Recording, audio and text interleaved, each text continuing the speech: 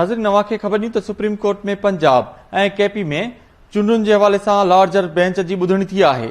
ॿुधणी जे हवाले सां वाक़िआ अपडेट कयूं पिया। असांजे साम्हूं 3 सवाल आहिनि। सेक्शन 57 तहत सदर पारां चूंडुनि जो ऐलान कयो वियो। चीफ जस्टिस जो चवणु आहे त इलेक्शन एक्ट जे सेक्शन 57 जा मामला वाज़ह नाहिनि। ॾिसणो आहे त इलेक्शन जी तारीख़ ॾियण जो इख़्तियार कंहिंजो आहे। असांजे साम्हूं हाईकोर्ट जो 10 फरवरी जो ऑर्डर साम्हूं हो। Chief justice Umar Ata Bandial remarks न आहिनि। बिल्कुलु नाज़रीन नवाखे अपडेट कयूं त सुप्रीम कोर्ट अटॉर्नी जनरल समेत लाॻापियल धुरियुनि खे नोटिस जारी करे छॾिया आहिनि। नवाखे अहम ख़बर ॾियूं त सुप्रीम कोर्ट में पंजाब ऐं केपीके में चूंडुनि जे हवाले सां लार्जर बेंच जी ॿुधणी थी आहे। असांजे साम्हूं 3 सवाल आहिनि। सेक्शन 57 तहत सदर पारां चूंडुनि जो ऐलान कयो वञे।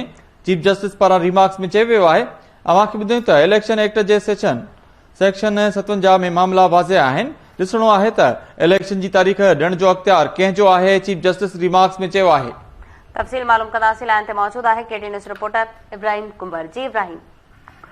जी बिल्कुल इन वक्त ॿुधणी जारी आहे। अदालत इहो ऐलान कयो चीफ जस्टिस त सूमर ते हिन केस जो तफ़सीली ॿुधणी कंदासीं। सुभाणे जेका ॿुधणी हूंदी उहा महदूद हूंदी छाकाणि जो अॼु अटॉर्नी जनरल जेको सो उन जो चवणु आहे त हेतिरनि धुरियुनि खे जारी कयो अथव उन जी तयारी जे लाइ वक़्तु लाइ हिन केस जेको सो आहे उहो हुन में ज़रूरी तयारी करे अदालत जे आॾो मौक़ूफ़ रखियो वञे हा।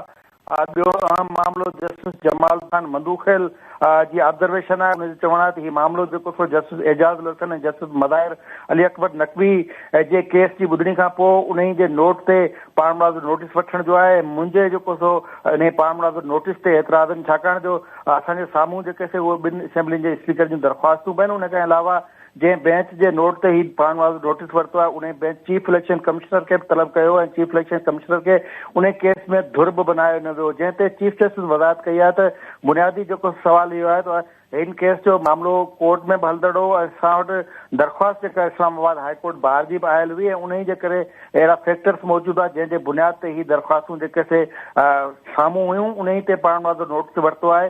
जॾहिं त अदालत जो इहो पिणु चवणु आहे त हिन वक़्तु जेको सो ही इंतिहाई अहम मामिलो असां वटि आहे ऐं हिकिड़ी तजवीज़ इहा सुभाणे ॿुधणी करियूं। अदालत वटि वक़्तु तमामु घटि आहे ऐं सुभाणे जेको सो तमामु घटि क़िस्म जी जेका असां उहा ॿुधणी कई वेंदी ऐं तफ़सील सां सूमर ते हिन केस खे ॿुधो वेंदो। हीअ इंतिहाई अहम ऐं आइनी नोयत जो मामिलो आहे छाकाणि जो इलेक्शन जी तारीख़ जेको सो वादे करण जे हवाले सां असां ॾाढो 3 अहम सवाल आहिनि। उन्हनि सवालनि जा जेके आहिनि उहे जवाब ॾियणा आहिनि। उन जे करे हिन में अटॉर्नी जनरल जी जेका असां मुआवनत इंतिहाई ज़रूरी आहे। जंहिं ते अटॉर्नी जनरल जवाब ॾिनो अदालती मुआवनत करण जे लाइ तयारु आहे पर हुनखे तयारु घुरिजे।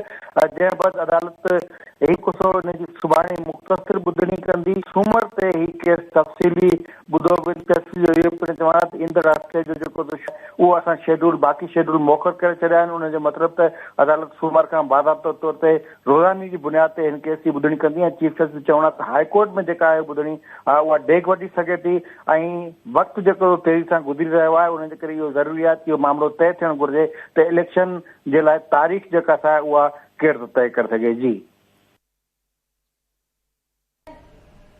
इब्राहिम, चीफ जस्टिस इन मामले ते 3 सवाल बि उथारिया आहिनि। इन हवाले सां तव्हां वटि कहिड़ा तफ़सील आहिनि, कहिड़ा सवाल आहिनि?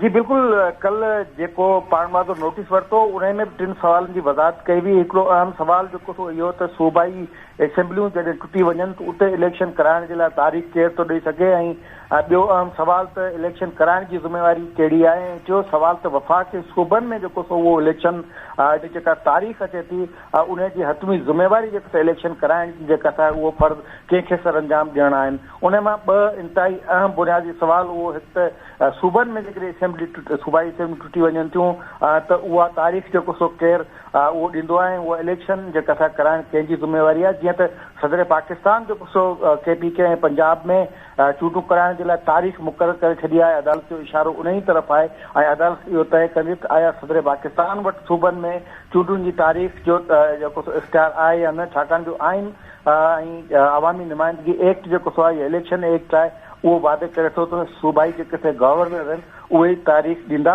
ऐं इहे जेके कुझु शयूं मुंझाईंदड़ आहिनि अदालत उन्हनि जी वज़ाहत तलब कई आहे। जी इब्राहिम कुमार, तफ़सील ॿुधाइण लाइ महिरबानी।